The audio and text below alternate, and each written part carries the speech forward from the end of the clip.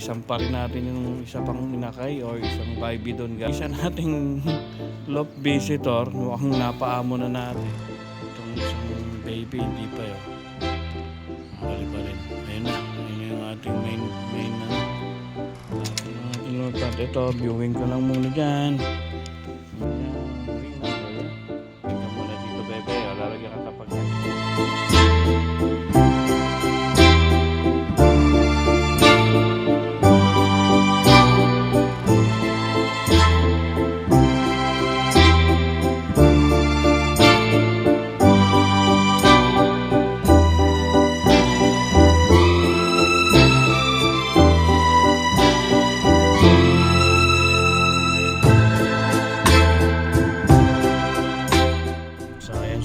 ayun yung ating love visitor nasa bubong nagagawa kasi hindi naman talaga siya sa lipo.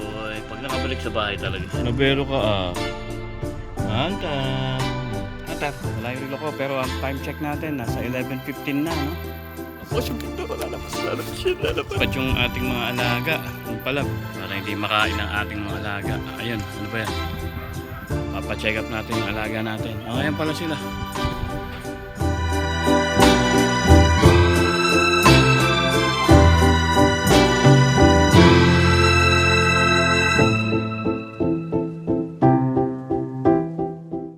Sundo ko na si Zoe, tapos na ang clinic ni Hunter.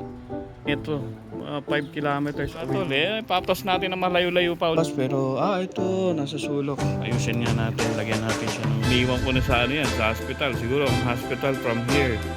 May sariling box perch pa yan dyan. Tingnan natin kung tamad na sila.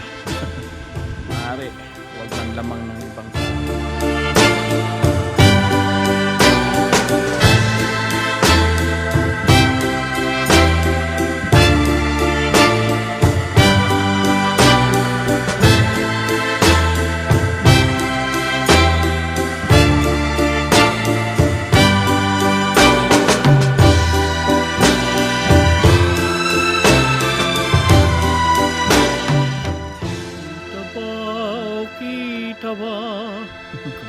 buti hindi silunggaban yung ating mga alaga.